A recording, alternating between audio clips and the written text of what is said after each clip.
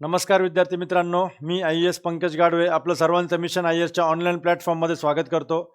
विद्यार्थी मित्रांनो, RTO AIMVI men's 2026च्या या डिकोडिंग सिरीजमध्ये आज आपण अत्यंत इम्पॉर्टंट सब्जेक्ट म्हणजे 2020ला जर तुम्ही वेटेज बघितलं तर फ्लुइड मेकॅनिक्स म्हणजे हायड्रॉलिक्स 15 क्वेश्चन्स आणि हायड्रॉलिक मशीन्सवर 10 क्वेश्चन्स असे टोटल 25 क्वेश्चन्स विचारले जायचे 50 मार्क्ससाठी. म्हणजे 50 मार्काचं या सब्जेक्टचं वेटेज होतं 2020मध्ये. परंतु त्यावेळेस हे सब्जेक्ट्स सेपरेट होते. म्हणजे सेक्शन ए मध्ये फ्लुइड मेकॅनिक्स होता आणि सेक्शन बी मध्ये तुमचा हायड्रॉलिक मशीन्स होता. परंतु ह्यावेळेस आयोगाने काय केलं आहे, आता सिलेबस तर सर्व कंपल्सरी आहे, तुम्हाला सर्वांना माहीत आहे, कुठलेही सेक्शन आता राहिलेलं नाही आहे. तर हायड्रॉलिक्स आणि हायड्रॉलिक मशीन्स एकत्र केलं आहे. तरी एक्सपेक्टेड आहे विद्यार्थी मित्रांनो की ह्यावेळेस अराउंड 15 to 20 क्वेश्चन्स म्हणजे 30 to 40 मार्क्सला हा सब्जेक्ट विचारला जाऊ शकतो.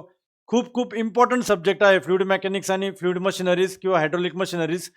दुसरी गोष्ट सर्वात इम्पॉर्टंट या सब्जेक्टबद्दल काय की सिलेबसमध्ये बरेचसे छोटे छोटे टॉपिक्स आहे जे मेन्शन नाही आहे, परंतु आपल्याला क्वेश्चन्स त्यावर विचारले जातात, लक्षात घ्या. ओके, तर ह्या व्हिडिओमध्ये पूर्ण आपण डिकोडिंग करणार आहोत, पूर्ण सर्जरी करणार आहोत फ्लुइड मेकॅनिक्सची आणि हायड्रॉलिक मशीन्सची.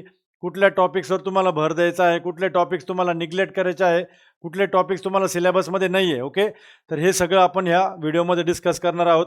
बघा, ह्या डिकोडिंग सिरीजच्या जेवढ्या पण काही PDFs आहे, तुम्हाला मी वारंवार सांगतोय, डिकोडिंग सिरीजच्या जेवढ्या काही PDFs आहेत आपल्या, या सगळ्या PDFs आपला जो टेलिग्राम चॅनल आहे मिशन IAS अकॅडमीचा @मिशन IAS मेकॅनिकल या टेलिग्राम चॅनलला आपण सगळ्या डिकोडिंगच्या PDFs शेअर केलेल्या आहेत. तर सर्वांनी हा चॅनल जॉईन करायचा आहे, तिथनं त्या PDFs डाउनलोड करायच्या आहे, त्याच्या प्रिंटआउट घ्यायच्या आहे. कुठल्याही कॉम्पिटेटिव्ह एक्झामचा जेव्हा तुम्ही स्टडी करताय तर त्याचा सिलेबस काय एक्झॅक्टली, MPSC आपल्याकडनं काय एक्सपेक्ट करतंय, कुठले स्टडी सोर्सेस आहेत जे रिलायबल स्टडी सोर्सेस आहेत, ज्यातून तुम्ही MCQची प्रॅक्टिस करू शकता, जिथनं तुम्ही अभ्यास करू शकता, हे माहीत असणं फार गरजेचं आहे, लक्षात घ्या. आणि RTO AIMVI मेन्ससाठी आजही महाराष्ट्रामध्ये मिशन IAS अकॅडमी सोडून इतर कुठलीही इन्स्टिट्यूट नाही जे इतकं प्रिसाइजली आणि इतकं टू द पॉईंट एकदम क्लॅरिटीने तुम्हाला गाईड करू शकेल, लक्षात घ्या. ओके, कारण इथे स्वतः मी तुमच्यासाठी उभा आहे RTO AIMVI मेन्ससाठी. टेक्निकलच्या जितक्या पण काय एक्झाम्स आहेत, सर्व एक्झाम्स फर्स्ट अटेम्प्टमध्ये क्रॅक केलेल्या आहेत. मग ती UPSC IAS असो, गेट असो, MTech माझं झालं आहे IIT खरगपूरमधून इन मशीन डिझाईन, त्यानंतर इस्रो DRDO बार्कमध्ये निवड झालेली आहे, सर्व IITsमध्ये गेट थ्रू निवड झालेली आहे, पुणे युनिव्हर्सिटी टॉपर राहिलेलो आहे, या PSUजमध्ये निवड झाली आहे. टेक्निकलसाठी तुम्हाला इतर कुठल्याही ठिकाणी जायची गरज नाही, लक्षात घ्या. मार्केटमध्ये भरपूर मिसगायडन्स आहे, कुणी काय शिकवते तर कुणी काय शिकवते, कधी कधी ते चुकून ते यूट्यूबला व्हिडिओज समोर येतात, ते व्हिडिओज बघायला लागले तर पहिल्या 2 मिनिटामध्ये झोप लागते, लक्षात घ्या. 2 मिनिटात झोप लागून जाते. ओके, तर जो पण काय आपला कंटेंट आहे RTO AIMVI मेन्ससाठी, आपले डेमो लेक्चर्स एकदा बघा. आपले ॲप्लिकेशनवर डेमो बॅच आपण लॉन्च केली आहे. कुठल्याही अकॅडमीने, संपूर्ण महाराष्ट्रात कुठल्याही अकॅडमीने डेमो बॅच दिलेली नाही, लक्षात घ्या. 1, 2, 3, 4 व्हिडिओज टाकतात फक्त यूट्यूबला इकडे तिकडे, आणि तेही म्हणजे काहीतरी फालतूचं शिकवलेलं, लक्षात घ्या. जे एक्झाम पॉईंट ऑफ व्ह्यू किंवा जे कॉम्पिटेटिव्ह एक्झामसाठी जे लागतं तो कंटेंट तुम्हाला भेटत नाही, लक्षात घ्या. ठीक आहे, तर तुम्हाला स्ट्रिक्टली सांगतोय, जर तुम्हाला खरंच पोस्ट काढायची असेल RTO AIMVIची, ओके, प्रिसाईज स्टडी मटेरियल हवं असेल, आपले व्हिडिओजवर पूर्ण रिलायबल तुम्ही राहू शकता, आणि जे काही नोट्स आपण देणार आहोत त्याच्यावर 100% ट्रस्ट, म्हणजे ब्लाइंडली ट्रस्ट ठेवून तुम्ही तो जर अभ्यास केला व्यवस्थित तर पोस्ट काढणं शक्य आहे. बघा, मी तुम्हाला स्ट्रिक्टली ही गोष्ट पूर्ण क्लॅरिटीने सांगतोय. ज्या काही नोट्स आहेत आपल्या इतक्या प्रिसाईज आहेत आणि इतक्या टू द पॉईंट आहेत की दुसरं कुठलाही रेफरन्स वगैरे काय रेफर करायची तुम्हाला गरज नाही, लक्षात घ्या. ओके, तर 2.0 संकल्प बॅच जी आहे आपली, आपल्या ॲप्लिकेशनवर अवेलेबल आहे, तर तिथनं तुम्ही ते एनरोल करून घ्या. पूर्ण 15 सब्जेक्ट जे आहे RTO AIMVI मेन्सचे मी स्वतः कंडक्ट करणार आहे. आपल्याला इतर फॅकल्टीजवर विश्वास नाही, कोण कसं शिकवतंय, कोण कसा सिलेबस कंडक्ट करतंय. मी स्वतः तुमच्यासाठी पूर्ण 15 सब्जेक्टसाठी उभा आहे आणि पूर्ण डेडिकेशनने आपला कोर्स कंप्लीट होणार आहे, लक्षात घ्या. ठीक आहे, RTO AIMVI मेन्ससाठी आपले जे 2 बुक्स आहेत, व्हॉल्यूम 1 आणि व्हॉल्यूम 2, आता ते अवेलेबल आहेत आपल्या मिशन IAS अकॅडमीच्या ॲप्लिकेशनवर. ते बुक्स ऑर्डर करा, तुम्हाला त्याची होम डिलिव्हरी भेटेल. ओके, घरपोच हे दोन्ही बुक्स तुम्हाला हार्ड कॉपीज फॉर्मॅटमध्ये भेटतील. ठीक आहे, आता सिलेबस पहिले रीड करतो मी, आणि त्याच्यानंतर ॲज युज्युअल आपण जी मेथड आहे आपली की पूर्ण सिलेबस आपण डिकोड करतो. ओके, पहिला टॉपिक दिला आहे फ्लुइड्स अँड देअर प्रॉपर्टीज, दुसरा टॉपिक दिलेला आहे लॅमिनार अँड टर्ब्युलंट फ्लो, तिसरा टॉपिक दिलेला आहे बर्नॉलीज इक्वेशन, चौथा आहे फ्लुइड प्रेशर आणि त्याला जोडूनच असतो पास्कल्स लॉ. सरफेस टेन्शन, आता सरफेस टेन्शन हा टॉपिक आयोगाने सेपरेट का दिला आहे मला काही रिझन माहीत नाही. सरफेस टेन्शन हा प्रॉपर्टीजमध्येच इन्क्लूड करायला हवा होता, पण आयोगाला सवय आहे शायनिंग मारायची. ओके, सरफेस टेन्शन वेगळा द्यायची काय गरज होती? सरफेस टेन्शन इथं देऊ शकतं ना, फ्लुइड प्रॉपर्टीजमध्ये कव्हर होतोय, तर तो सेपरेट मेन्शन केला त्यांनी. Fluid flow and its measurement. आता fluid flow and its measurement तुम्ही ऑलरेडी बर्नॉलीज इक्वेशन दिलेलं आहे, जे की आपण फ्लुइड डायनॅमिक्समध्ये स्टडी करतो. लक्षात घ्या, फ्लुइड डायनॅमिक्समध्ये बर्नॉलीज इक्वेशन स्टडी करतो आणि आपण applications of Bernoulli's equation study करतो. मग ॲप्लिकेशन ऑफ बर्नॉलीज इक्वेशनमध्ये काय काय येतं? व्हेंचुरीमीटर, ऑरिफाईस मीटर आणि पिटॉट ट्यूब, हे 3 तर डिव्हाइस आहेत. आणि हे 3 डिव्हाइस तुम्ही यूज करता कशासाठी? फ्लुइड फ्लोच्या मेजरमेंटसाठी. म्हणजे फ्लुइडचा डिस्चार्ज मोजायचा आहे किंवा फ्लुइडची व्हेलॉसिटी, फ्लुइड लेअरची व्हेलॉसिटी मेजर करायची आहे. तर इथं ऑलरेडी तो कव्हर होतोय. तर फ्लुइड डायनॅमिक्समध्ये हा टॉपिक आणि हा टॉपिक कव्हर होऊन जातो. त्यानंतर तुमचा फ्लुइड्स अँड देअर प्रॉपर्टीजमध्ये सरफेस टेन्शन कव्हर होऊन जातो. म्हणजे सिलेबस अननेसेसरी लेंदी करायचा. ओके, ऑलरेडी ते फ्लुइड मेकॅनिक्सच्या टॉपिकमध्ये कव्हर होतंय. आणि फायनली तुमचा हायड्रॉलिक टर्बाईन्स आणि हायड्रॉलिक पंप्स. ठीक आहे, आता डिकोड करूयात एक एक टॉपिक वाईज. पहिला टॉपिक घेऊयात आपण, प्रॉपर्टीज ऑफ फ्लुइड्स.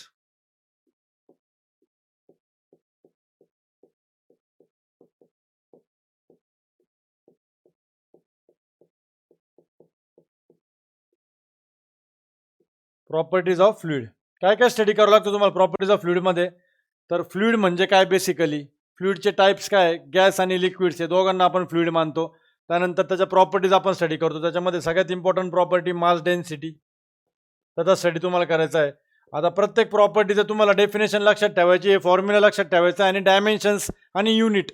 ओके, ते एक्झाममध्ये विचारतात, लक्षात घ्या. मास डेन्सिटी, त्यानंतर स्पेसिफिक वेट,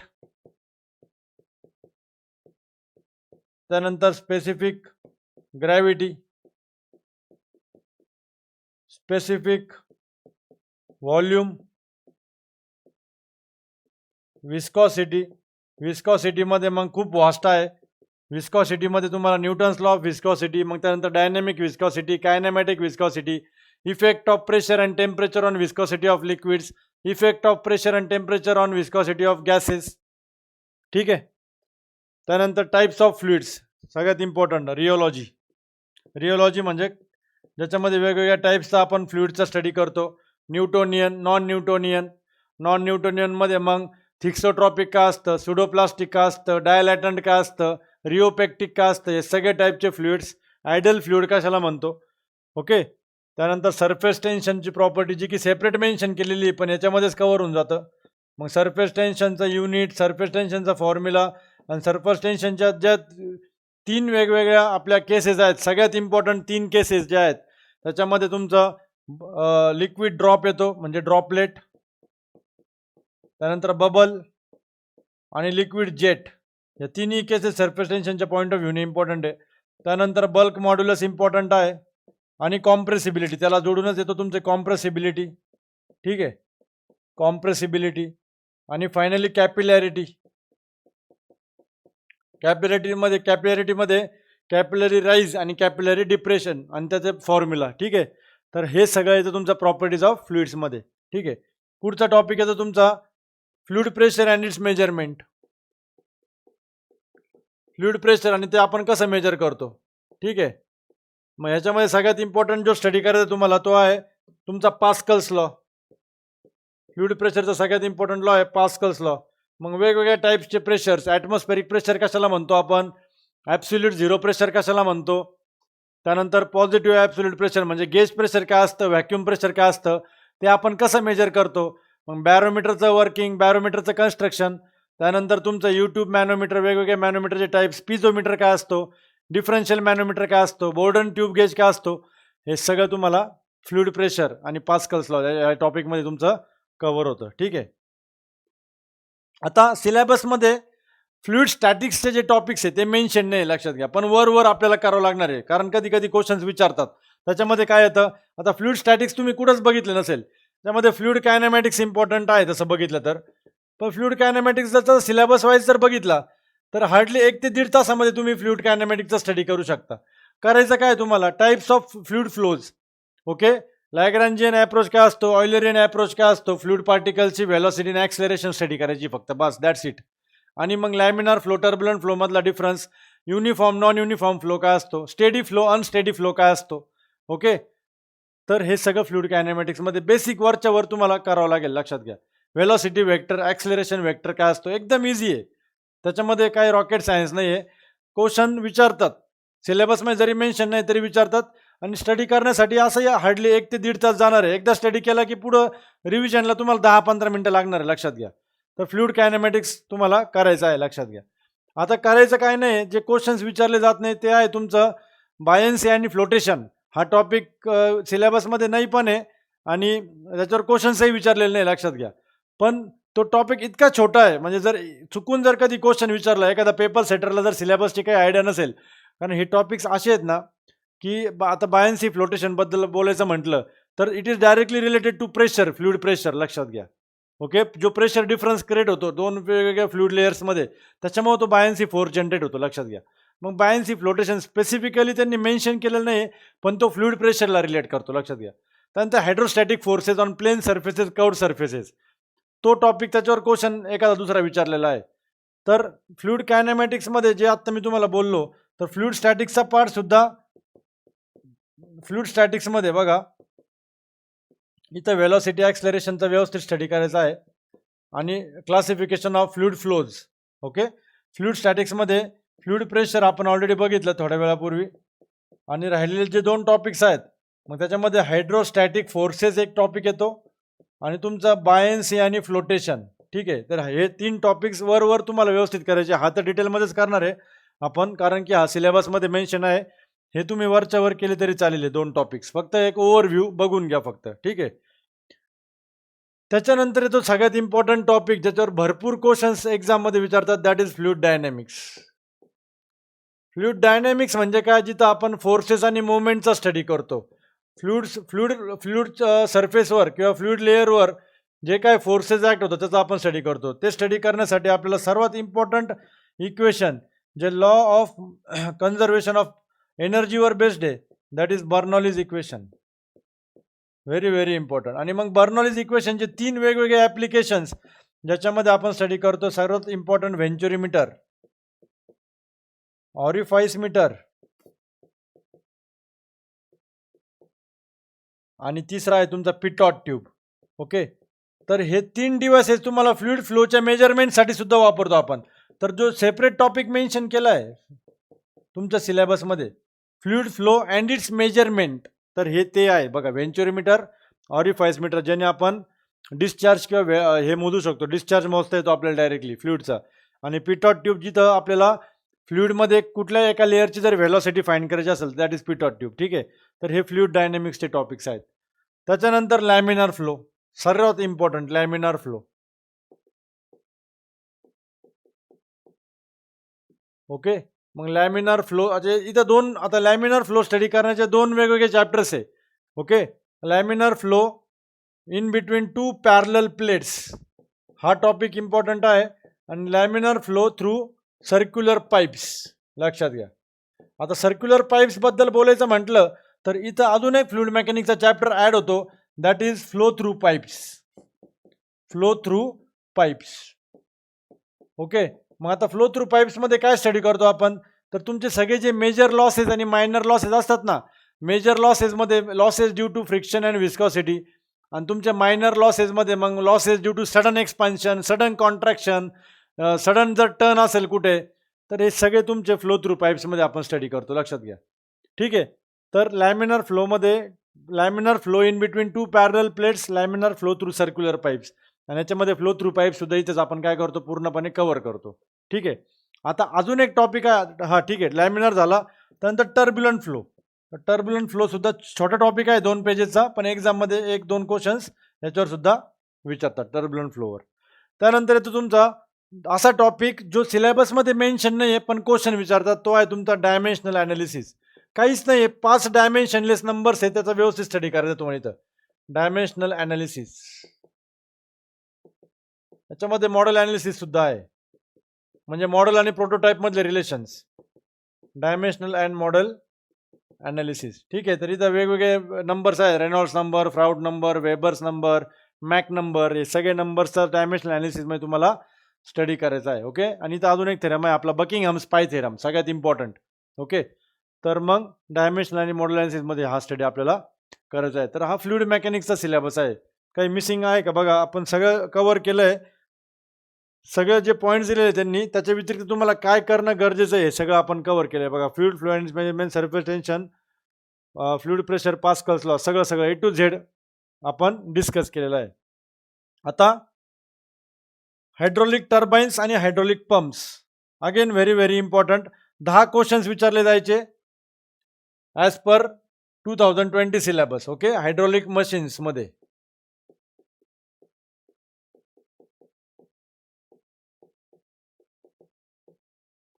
हायड्रॉलिक मशीन्समध्ये त्याच्यामध्ये टर्बाईन्स आणि पंप्स. आता इथं एक टॉपिक आहे जो मेन्शन नाही आहे, पण त्याच्यावर एक क्वेश्चन विचारतात, दॅट इज इम्पॅक्ट ऑफ जेट्स. लक्षात घ्या. तर वर करायचं आहे इम्पॅक्ट ऑफ जेट्स, की कुठली जर प्लेट असेल, मग फिक्स प्लेट असेल, मुव्हिंग प्लेट असेल, कर्व्ड प्लेट असेल, इन्क्लाइंड प्लेट असेल, त्या प्लेटवर जेटचा कसा इम्पॅक्ट आहे, मग त्याच्यावरनं जे फोर्सेस अप्लाय होतात जेटमुळं, आणि त्याच्यावरनं वेगवेगळ्या व्हेलॉसिटीज वगैरे ते आपण इम्पॅक्ट ऑफ जेटमध्ये स्टडी करतो. आणि मग हे झाल्याशिवाय टर्बाईन्स आणि पंपचा स्टडी करता येत नाही, कारण व्हेलॉसिटी डायग्राम जे आहेत ते इथून डिराईव्ह होतात. आणि मग फायनली आपण टर्बाईन पंप्स, टर्बाईनमध्ये क्लासिफिकेशन सर्वात इम्पॉर्टंट, पंप्समध्ये सुद्धा क्लासिफिकेशन सगळ्यात इम्पॉर्टंट आहे. ओके, 2 टाईपचे पंप्सचा स्टडी करतो आपण, एक तर तुमचा सेंट्रिफ्युगल पंप आणि एक आहे तुमचा रेसिप्रोकेटिंग पंप. टर्बाईन्समध्ये तुम्हाला रिॲक्शन टर्बाईन्स आणि तुमचे हे पेल्टन व्हील जो आहे तुमचा, तो आपण स्टडी करतो. लक्षात घ्या, पेल्टन व्हील आणि मग फायनली फ्रान्सिस आणि कॅप्लान, याचे 3 टर्बाईन्स आपल्याला व्यवस्थित स्टडी करायचं आहे. लक्षात घ्या. ठीक आहे, इम्पल्स टर्बाईन्स आणि रिॲक्शन टर्बाईन्स, हे 2 टर्बाईन्स तुम्हाला टर्बाईन्समध्ये स्टडी करायचे आहेत. तर हे आहे तुमचं सिलेबस डिकोडिंग कशासाठी, हायड्रॉलिक्स आणि हायड्रॉलिक मशिनरीजसाठी. ओके, 25 क्वेश्चन्स ॲज पर काय 2020चा सिलेबस. 50 मार्क्सला हा सब्जेक्ट होता, तर 40 मार्क्स तरी तुम्ही एक्सपेक्ट करू शकता यावेळेस. 30 मार्क्स तर मिनिमम या सब्जेक्टवर विचारले जातील, म्हणजे 15 क्वेश्चन्स तर कंपल्सरी असतील. 5 क्वेश्चन्स तुमचे टर्बाईन आणि पंपवर 5 क्वेश्चन्स असतील, 10 क्वेश्चन्स तुमचे फ्लुइड मेकॅनिक्स म्हणजे हायड्रॉलिक्सवर असतील. लक्षात घ्या. ओके, असा अंदाज आहे जस्ट. तर त्या हिशोबाने आता तुम्हाला तयारी करायची आहे पूर्ण सिलेबसचा. आता हायड्रॉलिक्स आणि हायड्रॉलिक मशिनरीजचं जे आहे ते आपण डिकोडिंग केलेलं आहे. ओके, RTO मेन्ससाठी ए टू झेड जेवढा सिलेबस आहे इतका प्रॉपरली स्टडी केलेला आहे आपण. त्याच्या बेसिसवर ज्या आपल्या नोट्स आहेत आणि आपले जे व्हिडिओ लेक्चर सिरीज आहेत, संकल्प बॅच जी आहे आपली 2.0 संकल्प बॅच, त्या हिशोबानेच आपण पूर्णपणे डिझाईन केलेलं आहे. त्या पद्धतीनेच आपण पूर्ण टीचिंग केलेलं आहे. दुसरं काहीही तुम्हाला रेफर करायची गरज नाही, कुठलाही रेफरन्स बुक उचलायची गरज नाही. लिटरली कुठल्या MCQ बुकमधून तुम्ही प्रॅक्टिस केली पाहिजे, काय स्टडी केलं पाहिजे, सगळं तुम्हाला मी व्यवस्थितपणे गाईड केलेलं आहे. पूर्ण 15 सब्जेक्ट्स मी स्वतः कंडक्ट करणार आहे आणि गुलाल ह्यावेळेस आपलंच असणार आहे. लक्षात घ्या. ओके, तर 500+ RTO अधिकारी घडवणारी आपली महाराष्ट्राची जी नंबर 1 RTO मेन्ससाठी जी बॅच आहे 2.0 संकल्प बॅच, ही तुम्हाला आपल्या मिशन IAS अकॅडमीच्या ऑनलाईन प्लॅटफॉर्मवर भेटेल. तिथं तुम्ही जॉईन करू शकता. बऱ्याच विद्यार्थ्यांची रिक्वेस्ट आहे की सर पुण्यामध्ये ऑफलाईन बॅच तुम्ही आत्तापासूनच सुरू करा ऑगस्टमध्ये. ओके, तर ते पॉसिबल नाही आहे, कारण ऑनलाईन बॅचमध्ये मी आता पूर्ण बिझी आहे. प्रिलिम्स झाल्यानंतर 3-4 दिवशीच आपली ऑफलाईन बॅच पुण्यामध्ये चालू होणार आहे. ओके, तर त्या बॅचला तुम्ही तेव्हा एनरोल करू शकता. परंतु ज्यांना आत्तापासून मेन्सची तयारी करायची तर त्यांच्यासाठी ही आयडियल बॅच आहे. ऑनलाईन ऑफलाईनमध्ये काही डिफरन्स नसणार आहे टीचिंगमध्ये. लक्षात घ्या. ठीक आहे, हे सगळे आपले सिलेक्शन्स आहे RTO MVI. कुणी आपला मेन्समध्ये कुणी हात धरू शकत नाही. लक्षात घ्या. ओके, वारंवार मी ही गोष्ट सांगत आलो आहे. सर्व बॅचेसवर आपल्या ॲप्लिकेशनवर डिस्काउंट अवेलेबल आहे, तिथनं तुम्ही एनरोल करू शकता. आणि हे सिलेबस डिकोडिंगच्या सगळ्या PDFs आपल्या मिशन IAS अकॅडमीचा जो टेलिग्राम चॅनल आहे @mission IAS मेकॅनिकल, तिथं मी अपलोड करणार आहे. हे दोन्ही बुक्स तुम्ही आपल्या ॲप्लिकेशनवरनं, ओके, व्हॉल्यूम 1 आणि व्हॉल्यूम 2 ठोकळे आहेत. लक्षात घ्या. 1400 पेजेसचे बुक्स आहेत. हे बुक्स सोडून दुसरं काही करायची गरज नाही आहे. व्हॉल्यूम 1 तुमचा मेकॅनिकल आणि व्हॉल्यूम 2 ऑटोमोबाईल, दोन्ही सिलेबसचा पार्ट आहे. तर दोन्हींच्या हार्ड कॉपीज तुम्हाला तुमच्या ॲड्रेसवर सेंड केले जातील. ओके, तर ॲप्लिकेशनवरनं ह्या बुक्स तुम्ही ऑर्डर करा आणि आत्तापासून पॉझिटिव्हली तयारीला लागा. ओके, तर डिकोडिंग सिरीजमध्ये आता पुढचं जे डिकोडिंग करणार आहोत आपण नेक्स्ट व्हिडिओमध्ये, ते असणार आहे. परत सगळ्यात इम्पॉर्टंट टॉपिक आणि व्हास्ट सिलेबस असणारा topic that is manufacturing processes. Okay, इथं मी थांबतो विद्यार्थी मित्रांनो. धन्यवाद.